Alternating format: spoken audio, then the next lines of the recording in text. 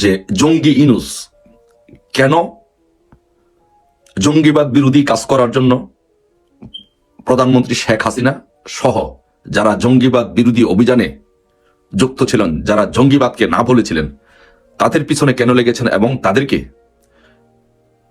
কেন শেষ করে দেওয়ার চেষ্টা করা হচ্ছে, কেন এই জঙ্গি ইনুস যারা জঙ্গি বিরোধী কাজে সবসময় অ্যাক্টিভ থেকেছেন এবং জঙ্গি বিরোধী অবস্থান নিয়েছিলেন, কেন তাদেরকে এই জঙ্গি ইনুস তাদেরকে শেষ করে দিতে চাচ্ছেন। এর অন্যতম কারণ হচ্ছে নাম্বার ওয়ান, সেটি হচ্ছে যে যদি শেখ হাসিনা সহ যারা জঙ্গি বিরোধী অভিযান চালিয়েছিলেন তাদেরকে যদি বাংলাদেশ থেকে শেষ করে দেওয়া যায়, তাহলে এই জঙ্গি ইনুস বাংলাদেশে সে যে আইএস এর যে এজেন্ডা নিয়ে আসছে সেই এজেন্ডা বাস্তবায়ন করতে পারবে এবং বাংলাদেশে জঙ্গিবাদ প্রতিষ্ঠিত করতে পারবে। এই জন্য জঙ্গি ইনুস মাননীয় প্রধানমন্ত্রী শেখ হাসিনার পিছনে লেগেছেন এবং শেখ হাসিনা সহ যারা জঙ্গি বিরোধী অভিযান যে অ্যাক্টিভ ছিলেন তাদেরকে শেষ করে দিতে চাচ্ছেন। বাংলাদেশে 2001 সাল থেকে 2006 সাল পর্যন্ত আপনারা সারা বাংলাদেশে দেখেছেন যে বাংলাদেশ ছিল জঙ্গিবাদের অভয়ারণ্য। বাংলাদেশে 63টি জেলায়, 64টি জেলার মধ্যে 63টি জেলায় একসাথে জঙ্গি হামলা হয়েছে, বোমা ফুটেছে। বাংলাদেশে জঙ্গিবাদীরা 10 ট্রাক অস্ত্র এনেছিল এই জঙ্গিবাদ প্রতিষ্ঠিত করার জন্য। বাংলাদেশে প্রতিষ্ঠিত জঙ্গি গ্রুপগুলোর মধ্যে হুজি, যেটা হরকাতুল জিহাদ, জেএমবি, লস্করে তৈয়বা, জোশে ইসলাম সহ এই বড় বড় জঙ্গি গোষ্ঠীগুলো বাংলাদেশে 2001 সাল থেকে 6 সাল পর্যন্ত তাদের কার্যক্রম নির্দ্বিধায় বাংলাদেশে করতে পেরেছে। এই জঙ্গিবাদের কার্যক্রম 2009 সাল পর্যন্ত এটা বাংলাদেশে চলমান ছিল। যখন 2008 সালে নির্বাচনের পরে বঙ্গবন্ধু কন্যা যখন ক্ষমতায় আসলেন, তখন উনি বাংলাদেশকে জঙ্গিবাদ মুক্ত ঘোষণা করেন। উনি জঙ্গিবাদের বিপক্ষে অবস্থান নেন এবং জঙ্গিবাদকে না বলে বাংলাদেশে জঙ্গিবাদের বিরুদ্ধে যুদ্ধ ঘোষণা করেন। এখন এই কারণে এই জঙ্গি ইনুস, সুৎখোর মহাজন ফ্যাসিস্ট ইনুস তখন থেকেই জঙ্গিদের সাথে সম্পৃক্ততা তার বেড়ে ওঠে। জঙ্গিরা তখন তার আশ্রয় নেয় যে কিভাবে বাংলাদেশ থেকে শেখ হাসিনা সহ যারা জঙ্গি বিরোধী অবস্থান নিয়েছে তাদেরকে বাংলাদেশ থেকে বিতাড়িত করা যায়। তারপরে শেখ হাসিনা 2008 সালে নির্বাচনে বিজয়ী হয়ে এসে ঘোষণা করেন যে বাংলাদেশকে জঙ্গিবাদের প্ল্যাটফর্ম হিসাবে ব্যবহার করা যাবে না, এটি উনি ঘোষণা করেন।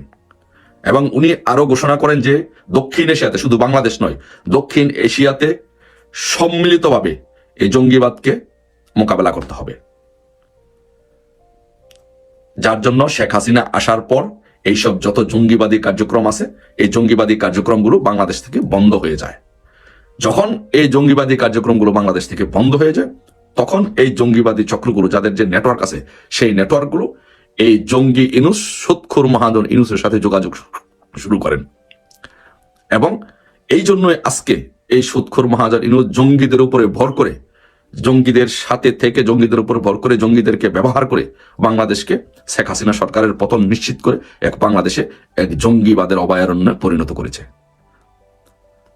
ব্রিটিশ হাই কমিশনার যে ছিলেন, সাবেক যে ব্রিটিশ হাই কমিশনার ছিলেন জেমস এফ মরিয়াটি, উনি উইকিলিক্সে কিন্তু এই শেখ হাসিনার জঙ্গি বিরোধী অভিযানের প্রশংসা করেছেন এবং বলেছেন যে বাংলাদেশ থেকে জঙ্গিবাদ বিতরণের জন্য শেখ হাসিনা সরকার, আওয়ামী লীগ সরকার কিভাবে কাজ করেছেন, সফলতার সহিত কাজ করেছেন। উনি জেমস এফ মরিয়াটি এটা উইকিলিক্সে এটার প্রশংসা করেছেন। আপনারা দেখেছেন একজন ব্রিটিশ হাই কমিশনার আনোয়ার চৌধুরীর উপরে সিলেটের শাহজালাল মাজারে জিয়ারত করতে যখন গিয়েছিলেন, তার উপরে কিভাবে হামলা করা হয়েছিল। এর কি বিচার হয়েছে? বিচার হয় না। এরকম বাংলাদেশে বিএনপি জামাত আমলে যে জঙ্গিদের উত্থান হয়েছিল, অসংখ্য জঙ্গি হামলা হয়েছিল। কিন্তু আওয়ামী লীগ সরকার যখন ক্ষমতায় আসছে, যখনই কোনো জঙ্গি মাথা চারা দেওয়ার চেষ্টা করা হয়েছে, তখনই তাদেরকে একদম মূল উপড়ে ফেলার চেষ্টা করা হয়েছে। যেমন আমি দুটি ঘটনা বলি, যে হোলি আর্টিজানে যে ঘটনা হয়েছিল এবং রংপুরে যে জাপানিকে হত্যা করা হয়েছিল, এই দুটি হত্যার পরে কিন্তু জঙ্গিদেরকে একদম সমূলে উৎপাটন করার সিদ্ধান্ত হয় এবং একদম তাদের সমূলে তাদের ধ্বংস করে দেওয়া সকল কার্যক্রম হাতে নেওয়া হয়, তাদের বিরুদ্ধে একদম জিরো টলারেন্স ঘোষণা করা হয়। কিন্তু শেখ হাসিনার এত প্রচেষ্টা সত্ত্বেও এই জঙ্গি ইনুস, সুৎখুর মহাজন ইনুস, ফ্যাসিস্ট স্বৈরশাসক ইনুস, তাদেরকে আন্তর্জাতিকভাবে তার একটি নেটওয়ার্ক থাকার কারণে, তাদেরকে মদত দেওয়ার কারণে, তাদেরকে লজিস্টিক সাপোর্ট দেওয়ার কারণে এই জঙ্গিবাদকে বাংলাদেশ থেকে একেবারে শেষ করে দেওয়া সম্ভব হয়নি।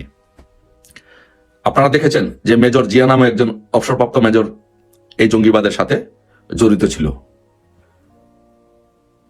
এই মেজর যারা আর্মিতে, যারা জঙ্গিবাদের সাথে দু একজন জড়িত ছিল, তারা এই সুৎখোর মহাজন জঙ্গি ইনুসের সাথে যোগাযোগ রক্ষা করেন, যার ফলশ্রুতিতে এই 5 তারিখের পরে জঙ্গি ইনুস বাহিনী তারা ক্ষমতা দখল করে সকল জঙ্গিদেরকে বাংলাদেশে কোনো আইন, আদালত, নিয়ম কানুনের তোয়াক্কা না করে সারা বাংলাদেশ থেকে এই জঙ্গিদেরকে ছেড়ে দেন।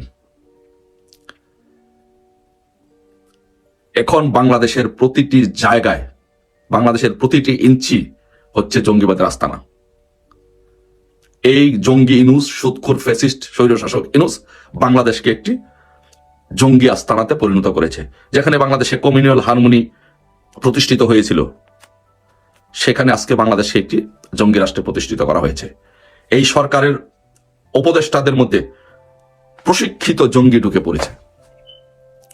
এই সরকারের মধ্যে প্রতিষ্ঠিত জঙ্গির অবস্থান, যেখানে যেই সরকারের মধ্যে প্রতিষ্ঠিত জঙ্গি, প্রশিক্ষিত জঙ্গিরা রাষ্ট্র পরিচালনার দায়িত্ব নেয় এবং দায়িত্বে থাকে, সেখানে বাংলাদেশ থেকে জঙ্গিবাদের কখনো জঙ্গিবাদ আরো মাথা চাড়া দিয়ে উঠবে এবং জঙ্গিবাদ প্রতিষ্ঠিত হবে।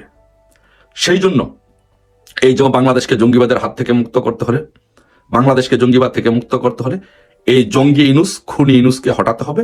বাংলাদেশের মানুষ আজকে জেগে উঠেছে এই জঙ্গি ইনুসের বিরুদ্ধে। পাশাপাশি আন্তর্জাতিক বিশ্ব আজকে বুঝেছে, মার্কিন যুক্তরাষ্ট্র সহ 1200 অন্যান্য দেশগুলো বুঝেছে যে এই জঙ্গি ইনুস দিয়ে জঙ্গি দমন বাংলাদেশে সম্ভব নয়। তাই অচিরেই এই বাংলাদেশ থেকে জঙ্গিবাদের পতন হবে, জঙ্গি ইনুসের পতন হবে, জঙ্গি ইনুসের দিন শেষ।